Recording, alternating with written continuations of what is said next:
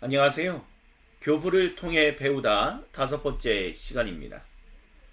오늘 저희는 교부 유스티누스 4번째 시간으로서 그의 작품 제1, 제2 변증서를 살펴보며 그리고 그가 속했던 주 2세기 그리스도교가 로마 제국에 자신들을 어떻게 증언했는지에 대해서 살펴보겠습니다.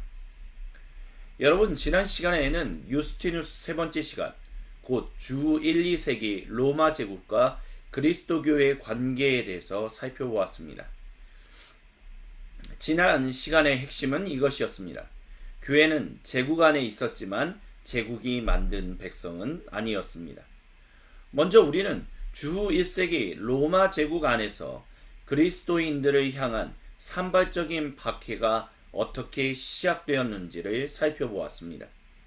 네로와 도미티아누스 황제의 시대를 지나면서 주 1세기 교회는 로마 제국이 언제든지 자신들을 의심하고 희생양으로 삼을 수 있다는 사실을 경험하게 되었습니다. 그리고 우리는 요한계시록을 통해 박해받던 주 1세기 교회가 로마 제국을 어떻게 영적으로 분별했는지도 살펴보았습니다.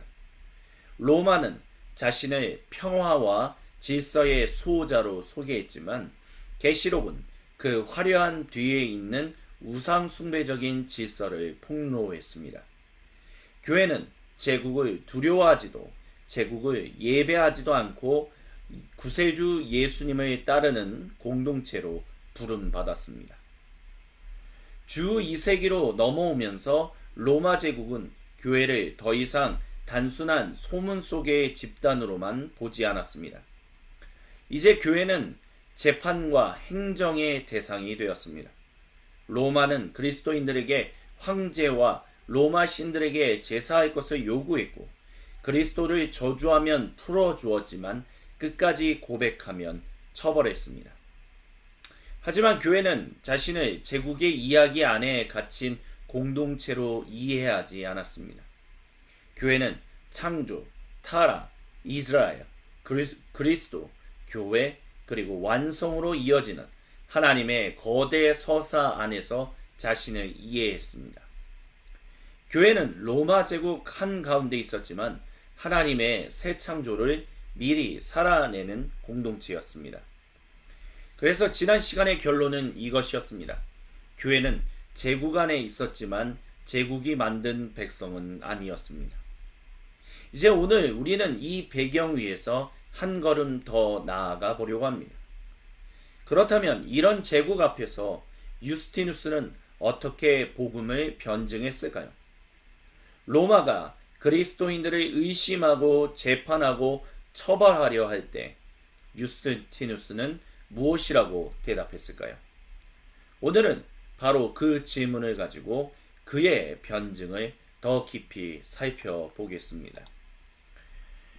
이제 우리는 유스티누스가 로마 제국을 향해 쓴 제1 변증서와 제2 변증서를 중심으로 그가 그리스도인을 어떻게 변호했는지 살펴보려고 합니다.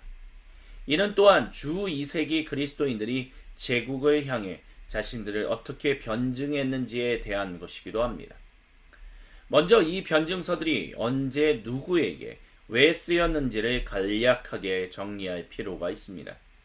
유스티누스의 제1변증서는 대략 주후 150년대 중반 로마 제국의 황제였던 안토니우스 피우스와 그의 후계자들 그리고 로마의 권력자들을 향해 쓰인 글로 이해됩니다. 제2변증서 역시 로마에서 그리스도인들이 부당하게 고발당하고 처벌받는 현실을 배경으로 합니다. 당시 로마 사회에서 그리스도인은 의심의 대상이었습니다.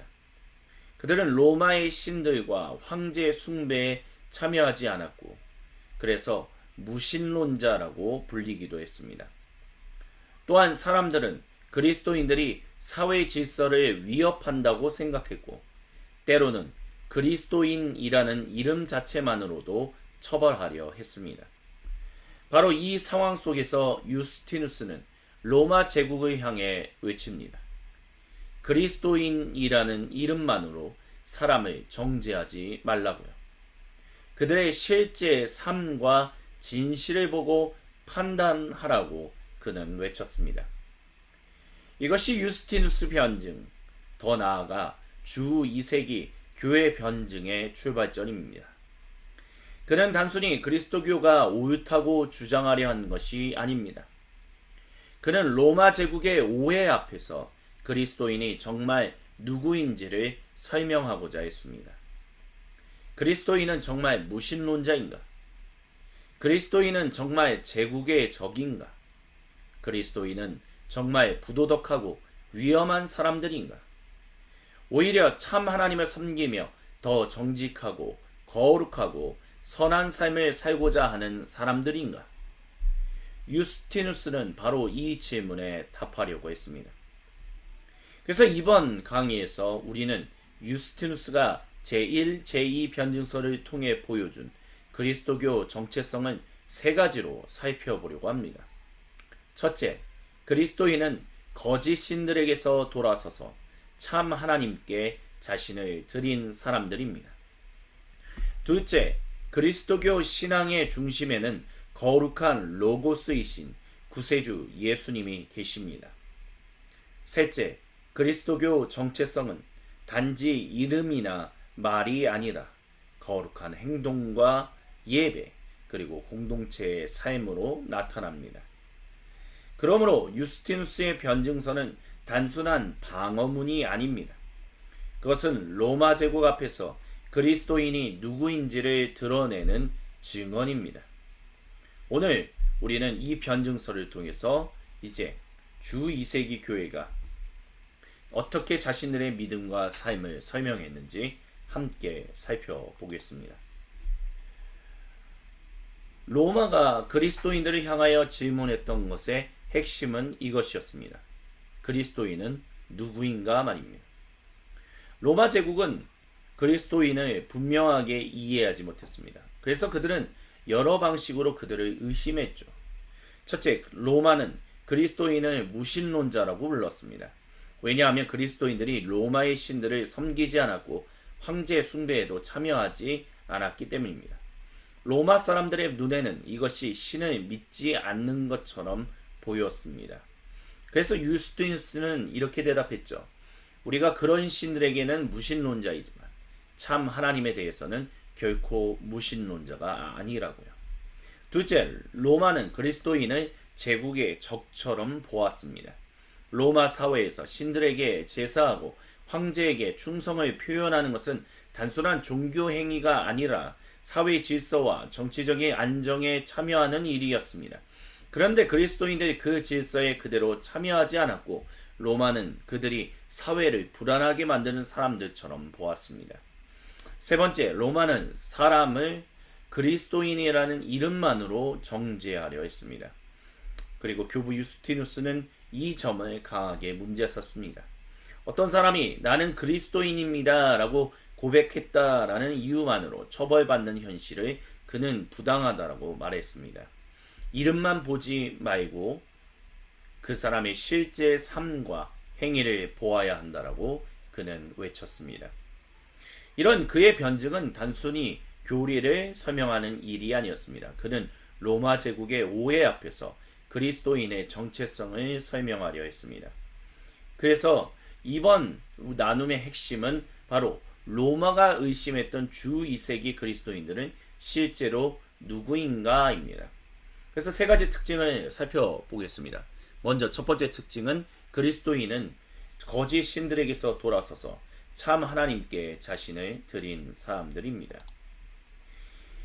이 고백은 로마 사회에서 매우 불편한 것이었습니다. 왜냐하면 계속해서 말씀드리지만 로마의 신들을 섬기고 도시의 신들에게 제사를 드리고 황제에게 경의를 표하는 것은 단순한 개인 종교 행위가 아니었기 때문이었습니다.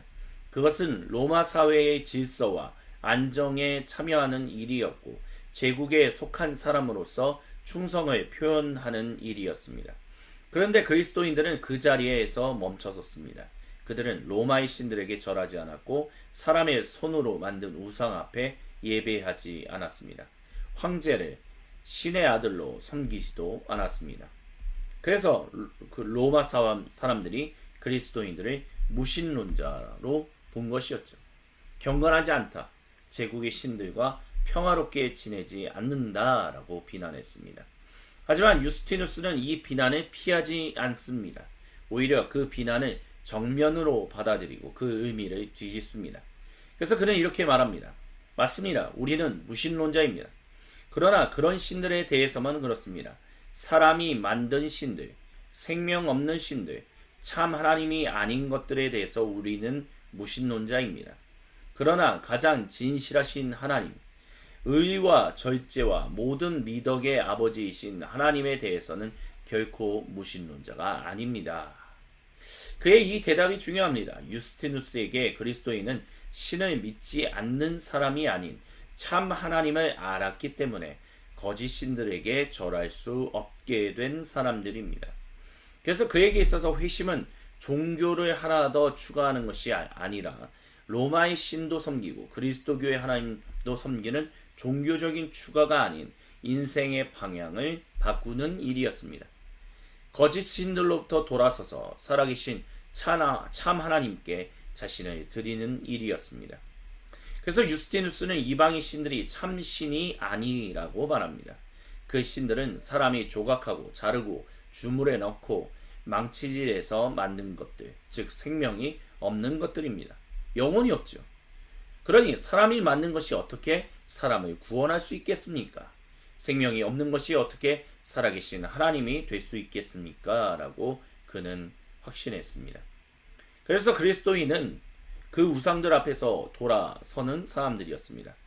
이것을 단순히 우리는 저것을 거부한다 라는 부정적인 태도로 끝날 얘기가 아닙니다. 더 깊게는 참 하나님께 자신을 헌신하는 긍정적인 고백입니다. 그리스도인들은 거짓 신들을 미워하기 때문에 떠난 사람들이 아니라 참 하나님을 사랑하기 때문에 돌아선 사람들입니다. 그리스도인은 제국의 신들을 경멸하기 위해서가 아니라 구세주 예수님을 통해 살아계신 하나님께 자신을 드리기 위해 우상을 거절한 사람들입니다. 바로 여기서 그리스도교 정체성의 첫 번째 선이 그어집니다. 그들은 오직 거짓 신들에게 대해서만 무신론자가 된 사람들입니다. 그래서 우리는 그의 첫 번째 변증을 이렇게 정리할 수 있습니다. 그리스도인은 무신론자가 아니라 참 하나님께 돌아선 사람들이라고요. 그리고 이 고백은 이후 우리가 살펴볼 모든 내용의 출발점이 됩니다. 그리스도인은 로마의 신들과 황제 숭배의 질서에서 돌아서서 참 하나님께 예배를 드리는 사람들입니다. 이 예배의 전환에서 그리스도교의 그리스도인의 정체성이 시작합니다. 여기서 우리는 유스티누스가 말한 회심을 조금 더 깊이 이해해야 할 필요가 있습니다. 그에게 회심은 방금 전에 말씀드렸던 것처럼 단순히 어떤 종교를 하나 더 선택하는 것이 아닌 로마의 신들도 섬기는 것, 그리고 그리스도교의 하나님과 함께 섬기는 그것이 아닌 전환이었습니다. 이 전환을 세 가지로 얘기할 수 있습니다. 첫 번째, 회심은 이야기의 전환입니다.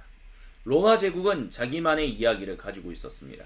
로마의 신들이 도시를 지키고 황제가 질서를 세우고 제국이 평화와 번영을 준다는 이야기입니다.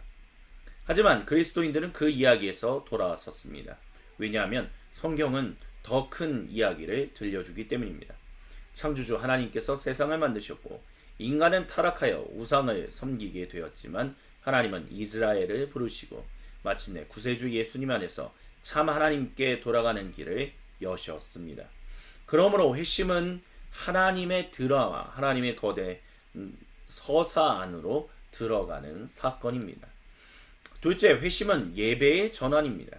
그리스도인들은 단지 로마의 신들을 거부하는 사람이 아닌 하나님께 자기를 드리는 사람들이었습니다. 유스티누스가 말하듯이 그리스도인들은 거짓 신들에게 대해서는 무신론자이지만 참 하나님께 대해서는 무신론자가 아닌 유신론자입니다. 여기서 우리는 성경적 영성에 대해서 살펴볼 수 있습니다. 성경적 영성은 내면의 감정이 아닌 누구를 예배할 것인가 라는 삶으로 결정되는 것입니다. 참 하나님을 만난 사람은 더 이상 거짓 신들에게 절할 수 없습니다. 세 번째, 회심은 주권의 전환입니다. 로마 제국은 황제와 제국의 질서에 궁극적인 충성을 요구했지만 그리스도인은 구세주 예수님을 주님으로 고백합니다. 이것을 공적인 선언과 연결된다라고 할 수 있습니다. 톰 라이트 교수님이 강조하는 복음의 공적 의미와도 연결됩니다. 복음은 단지 개인이 구원받는 방법만이 아닌 예수님의 주되심 아래에서 새로운 하나님의 백성으로 들어가는 사건입니다. 그래서 회심은 세 가지 전환입니다. 이야기, 예배, 그리고 주권의 전환입니다. 이 전환이 그리스도인의 삶으로 드러납니다. 그래서 회심은 종교를 하나 더하는 일이 아닌 우상과 제국의 이야기에서 나와 예배의 방향과 삶의 주권을 하나님께 드리는 사건입니다. 이제 유스티누스가 제1, 제2 변증서에서 보여주는 그리스도교 정체성의 두 번째 특징을 살펴보겠습니다. 두 번째 특징은 첫 번째 특징에서 한 걸음 더 나아갑니다. 그리스도인은 누구를 통해 참 하나님을 알게 되는가라는 부분에 있어서 유스티누스는 거룩한 로고스이신 구세주 예수님 안에서 참 하나님을 알게 된다라고 말합니다. 그에게 있어서 예수님은 단지 그리스도인들이 믿는 한 종교 지도자가 아니었습니다. 예수님은 모든 참된 지혜와 진리 그리고 예언의 근원이신 분입니다. 그래서 예수님은 창조 이전부터 하나님과 함께 계셨고 모든 선함과 진리의 근원이시며 역사 속에서 육화하신 거룩한 로고스입니다. 지금 우리가 보고 있는 이 슬라이드의 왼쪽에 모세와 예언자들이 있습니다. 유스티누스는 모세와 이스라엘의 예언자들이 받은 지혜와 예언도 로고스이신 구세주로부터 온 것이라고 보았습니다. 다시 말해 예언자들이 말한 것은 단순히 인간의 종교적인 상상이 아닌 구세주께서 그들을 통해 미리 말씀하신 것이라고 이해했습니다. 그리고 오른쪽에는 그리스 철학자들이 있습니다. 유스티누스는 소크라테스나 플라토 같은 철학자들도 완전히 어둠 속에 있었다라고 보지 않습니다. 그들은 로고스의 씨앗을 통해 진리의 일부를 보았다라고 말합니다. 하지만 그들이 본 것은 완전한 진리가 아닌 부분적이고 파편적인 진리다. 그래서 유스티누스가 말하려고 하는 핵심은 이것입니다. 그리스도교가 철학을 모방한 것이 아니라 철학이 부분적으로 찾던 진리의 충만함이 로고스이신 구세주 예수님 안에서 드러났다라는 것입니다. 하지만 우리는 여기서 조심할 필요가 있습니다. 유스티누스는 변증서를 통해서 이른바 도덕 이론이라는 것을 주장합니다. 곧 그리스 철학자들이 모세와 예언자들로부터 진리의 일부를 빌려왔다는 주장을 오늘 우리가 그대로 역사적 사실처럼 단정해서는 안 됩니다. 그러나 유스티누스가 왜 이런 논리를 사용했는지는 이해해야 할 필요가 있습니다. 죄송합니다. 로마 세계는 그리스도교를 새롭고 낯선 미신처럼 의심했습니다. 그러나 유스티누스는 말하고 싶었습니다. 그리스도교는 새롭고 수상한 종교가 아닌 모든 참된 지혜와 진리의 근원이신 로고스 구세주 예수님 안에서 있다라고요. 이 점에서 유스티누스는 헬라 철학으로 복음을 바꾼 사람이 아닙니다.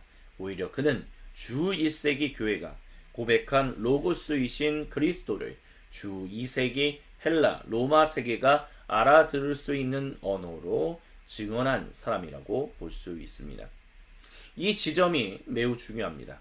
유스티누스는 철학의 언어를 사용했지만 그가 증언하려 한 중심은 철학 자체가 아니었다라는 것이요. 오히려 그의 중심에는 구세주 예수님이 계셨습니다. 모세와 예언자들이 증언한 지혜도 철학자들이 부분적으로 붙잡았던 진리도 그 모든 참된 진리의 근원은 로고스이신 구세주 예수님입니다. 철학이 찾던 진리의 충만함은 로고스이신 구세주 예수님 안에 있습니다. 그래서 그리스도인들은 단지 거짓 신들만을 버린 사람이 아닌 로고스이신 구세주 예수님 안에서 참 진리를 발견한 사람들입니다. 그리고 바로 예수님 안에서 살아계신 하나님께 나아가는 사람들이 바로 성도입니다. 여기서 우리는 유스티누스의 로고스 이해를 조금 더 조심스럽고 깊이 살펴볼 필요가 있습니다. 유스티누스는 분명히 고대 그리스 로마 세계의 철학적인 언어를 사용했습니다. 그는 로고스의 씨앗, 철학자들이 부분적으로 붙잡은 진리, 그리고 그리스도교 신앙이 모든 참된 지혜의 근원이라는 언어를 사용했습니다. 그래서 어떤 사람은 그렇게 유스티누스를 보면서 이렇게 말합니다. 유스티누스는 복음을 고대 그리스 철학으로 설명한 사람이라고요. 유스티누스의 로고스로는 주 1세기 초대교회보다 헬라 철학에 더 가까운 것 아니냐라고요. 물론 유스티누스가 철학의 언어를 사용한 것은 분명하지만 저는 여기서 중요한 점을 놓치지 말아야 한다라고 말씀드리고 싶습니다. 그가 철학의 언어를 사용했다라고 해서 그가 복음의 중심을 철학으로 바꾸지는 않았다라고요. 오히려 그는 주 1세기 교회가 고백한 복음을 주 2세기 고대 그리스 로마 세계가 알아들을 수 있는 언어로 변증한 사람이라고 우리는 봐야 합니다. 주 1세기 교회는 예수님을 단순한 종교 지도자나 지혜로운 선생님으로 고백하지 않았습니다. 초대교회는 예수님을 주님으로 고백했죠. 그분 안에서 이스라엘을 향한 하나님의 약속이 성취되었고 그분 안에서 하나님 나라가 시작했으며 그분 안에서 새 창조의 문이 열렸다라고 믿었습니다. 요한복음서는 그분을 태초부터 하나님과 함께 계셨던 말씀으로 증언했습니다. 사도 바울은 그분 안에서 만물이 창조되었고 그분 안에서 만물이 새롭게 된다고 고백했죠.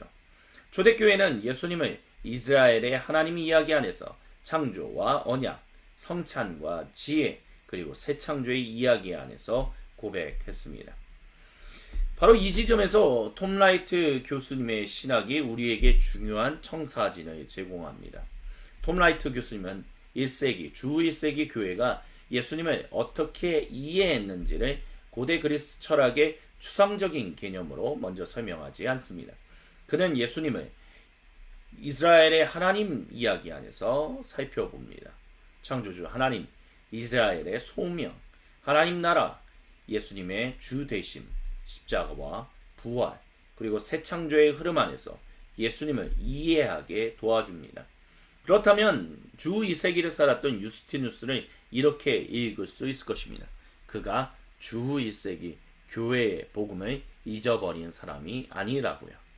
그는 주 1세기 교회가 고백한 바로 그 예수님, 곧 창조 전부터 하나님과 함께 계셨고 예언자들을 통해 말씀하셨으며 역사 속에서 육화하신 로고스이신 그리스도를 주 2세기의 언어로 증언한 사람입니다.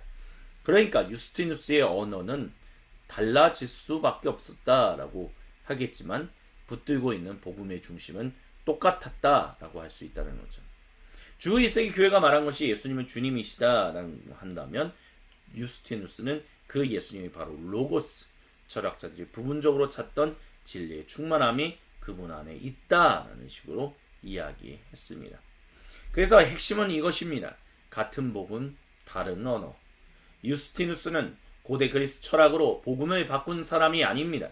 그는 주 1세기 교회가 고백한 복음을 주 2세기 고대 그리스 로마 세계의 언어로 변증한 사람입니다. 그리고 이것이 우리에게도 중요합니다. 복음은 언제나 같은 복음입니다. 그러나 복음은 언제나 새로운 시대의 언어 속에서 증언되어야 합니다.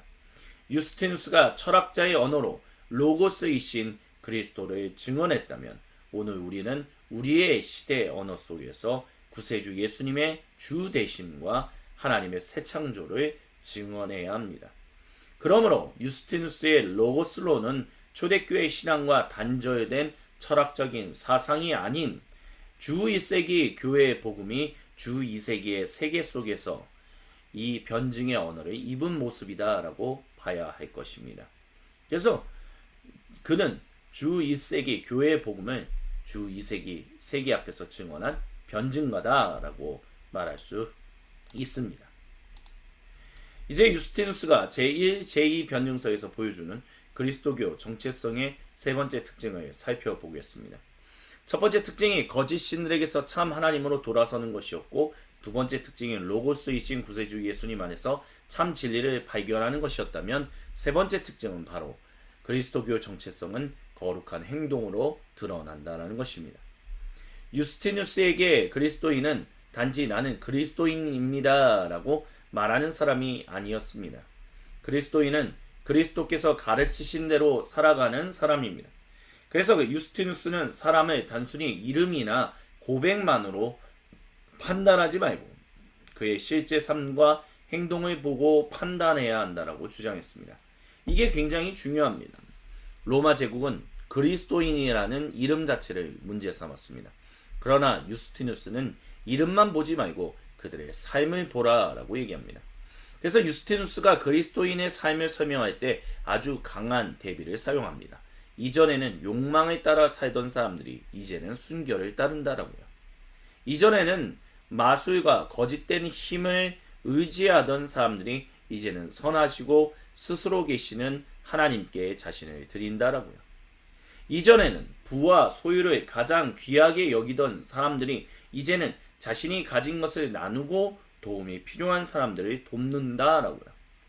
이전에는 서로를 미워하고 관습이 다르다는 이유로 다른 사람들과 함께 살지 않던 사람들이 이제는 그들과 함께 사귀어 살고 원수를 위해 기도하며 자신들을 미워하는 사람들까지 설득해서 같은 소망 안으로 초대하려고 한다고요.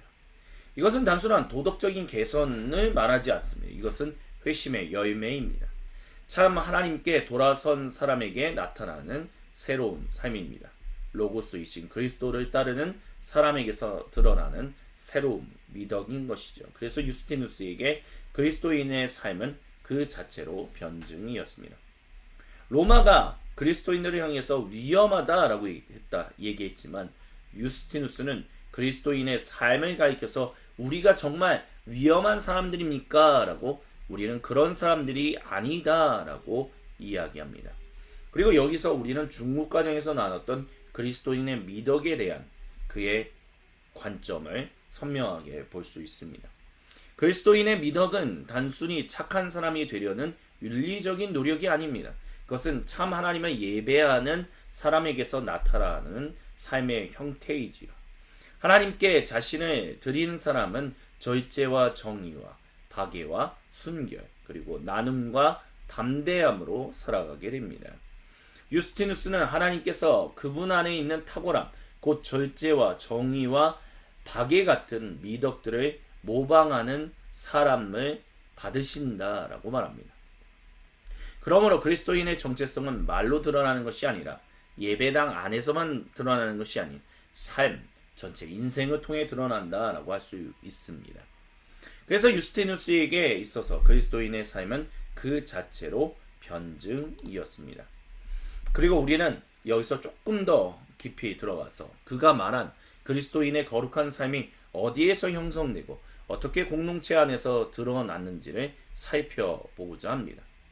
유스티누스에게 그리스도인의 정체성은 단지 개인의 도덕적인 결심이 아닌 예배 안에서 빚어지고 공동체의 삶으로 드러납니다. 유스티누스는 그리스도인들이 매주 일요일에 함께 모여 예배하고 성경을 읽고 말씀을 강해하고 기도했다라고 설명했습니다. 그리고 그는 그리스도교 예배가 특별히 세 가지 중요한 행위로 표현된다라고 말했습니다. 바로 세례, 성찬, 그리고 자선입니다. 먼저 세례에 대해서 살펴보죠. 유스티누스에게 세례는 단순한 종교 의식이 아닙니다. 세례는 회심과 중생의 사건이었습니다. 그는 세례를 조명이라고 불렀습니다. 왜냐하면 세례를 받는 사람은 이제 참된 이해에 이르고 어둠에서 빛으로 옮겨졌음을 보여주기 때문입니다. 세례를 받는 사람은 이방신들과 거룩하지 못한 행실로부터 자기 자신을 돌이킵니다. 그리고 로고스, 곧 구세주 예수님을 통해서 나타나신 살아계신 하나님께로 자신을 향하게 만듭니다. 여기서 우리는 앞에서 나누었던 모든 흐름을 다시 연결시킬 수 있습니다. 회심은 이야기의 전환입니다. 세계관의 전환이다 라고도 할 수 있어요. 그리고 회심은 예배의 전환이고요. 주권의 전환입니다. 그리고 세례는 그 전환이 공동체 안에서 실제로 고백되고 받아들여지는 자리입니다. 유스티누스는 세례받은 사람의 이후 형제들에게 인도되고 기도를 받고 거룩한 입맞춤을 통해 공동체의 일원으로 받아들여진다라고 설명합니다. 다시 말해 세례는 단순히 개인이 하나님 앞에서 결단하는 순간만이 아닌 그리스도교 공동체 안으로 들어가는 사건이었습니다. 다음은 성찬입니다. 세례받은 사람은 이제 빵과 포도주를 받습니다. 유스티누스에게 성찬은 매주 예배에서 매우 중요한 부분이었습니다. 그러나 그는 성찬이 아무에게나 주어지는 것이 아니라고 말합니다. 성찬은 세례받은 신자들, 곧 구세주께서 가르치신 대로 사는 사람들을 위한 식탁이었습니다. 이것이 매우 중요합니다. 성찬은 단순히 음식을 나누는 시간이 아니었습니다. 성찬은 그리스도께 속한 사람들이 누구인지를 드러내는 자리였습니다. 그들은 로마의 신전 식탁에 참여하지 않고 그리스도의 식탁에 참여했습니다. 그들은 제국의 신들에게 제사하는 사람이 아닌 십자가에 달리시고 부활하신 구세주 예수님 안에서 한 가족이 된 사람들이었습니다. 그래서 성찬은 그리스도의 정체성, 그리스도인의 정체성을 계속해서 새롭게 빚는 중요한 순간이다라고 말할 수 있습니다. 그래서 그리스도인이 스스로를 누구라고 얘기하냐면 결국 그리스도의 몸에 참여하는 사람들이다라고 말합니다. 우리는 그리스도의 은혜로 한 식탁에 모인 사람들입니다. 우리는 로고스이신 그리스도를 따라 살아가도록 부름받은 사람들입니다. 마지막으로 자선을 베푸는 것입니다.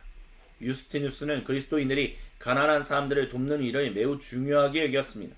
그는 고아, 과부, 병자, 죄수, 낯선 사람, 떠들이까지 언급하면서 우리 중에서 부자는 가난한 사람을 돕습니다 라고 말했습니다. 그리고 이런 자선의 행위는 단순한 선행이 아닌 진정한 그리스도인의 삶의 표지였습니다. 여기서 우리는 기본가정과 중국가정에서 나눴던 성경적 영성과 그리스도인의 미덕이 분명하게 만나는 지점을 볼 수 있습니다. 성경적인 영성에서 우리는 영성은 예배당 안에서만 머무는 것이 아니다라고 말씀을 드렸습니다. 성경적 영성은 세례, 그 물세례로부터 시작되어 성찬의 식탁을 지나 가난한 사람을 돌보는 손길로 이어집니다. 그리고 그리스도인의 미덕은 그렇기에 추상적인 도덕 개념이 아닌 그것은 진실로 온전하게 제대로 드러나게 된다라고 얘기할 수 있습니다. 유스티누스에게 이렇게 예배는 삶과 분리되지 않았습니다. 세례는 새로운 삶으로 들어가는 문이었고 성찬은 그리스도 안에서 한 가족이 되었음을 확인하는 식탁이었고 자선은 그 가족의 사랑이 세상 속에서 드러나는 방식이었습니다. 그리스도교 정체성은 예배 안에서 형성되고 자선과 공동체의 삶으로 드러납니다. 그렇기 때문에 유스티누스는 로마 제국을 향해 자기들의 삶을 보라라고 말할 수 있었습니다. 그리스도인은 이름만 가진 사람들이 아니었습니다. 그들은 실제로 그렇게 사는 사람들이었습니다. 예배와 공동체의 삶이 그리스도인이 누구인지를 보여주는 가장 구체적인 증거였습니다. 이제 오늘 우리가 오늘 살펴본 내용을 정리하고자 합니다. 유스티누스의 변증은 단순히 그리스도교도 괜찮은 종교입니다 라고 말하는 방어가 아니었습니다. 그는 로마 제국의 오해와 비난 앞에서 그리스도인이 정말 누구인지를 보여주고자 했습니다. 그래서 로마는 그리스도인들을 이름만으로 판단하고 처벌하려고 했습니다. 하지만 유스티누스는 이름만 갖고 그렇게 해서는 안 된다라고 말했습니다. 그래서 오늘 우리는 제2 변증서에서 보여준 그리스도교 정체성을 세 가지로 살펴보았습니다. 첫 번째, 그리스도인은 거짓 신들에게서 돌아서서 참 하나님께 자신을 드린 사람들이었습니다. 두 번째, 그리스도인은 로고스이신 구세주 예수님 안에서 참 진리를 발견한 사람들이었습니다.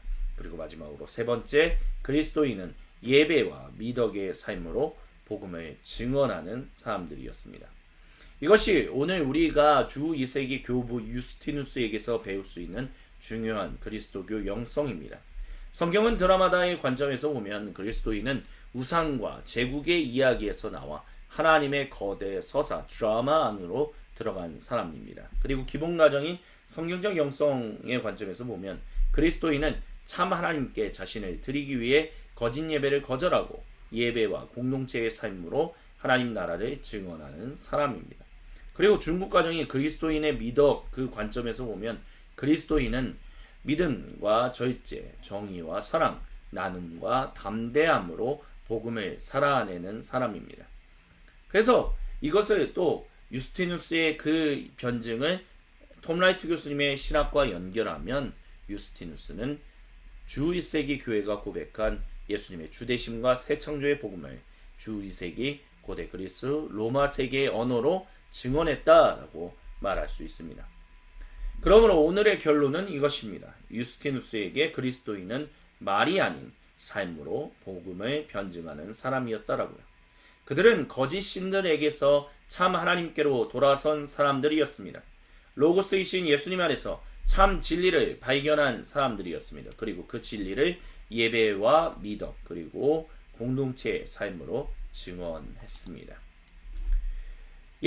오늘 우리는 이렇게 유스티누스를 통해 변증이 단지 옳은 말을 하는 일이 아니라는 사실을 배웁니다. 참된 변증은 복음을 설명하는 말에서 시작되지만 결국 복음에 합당한 삶으로 드러납니다. 지금까지 시청해주신 모든 분들께 감사를 드립니다. 다음 시간에 교부 유스티누스 마지막 시간으로서 찾아뵙겠습니다. 감사합니다.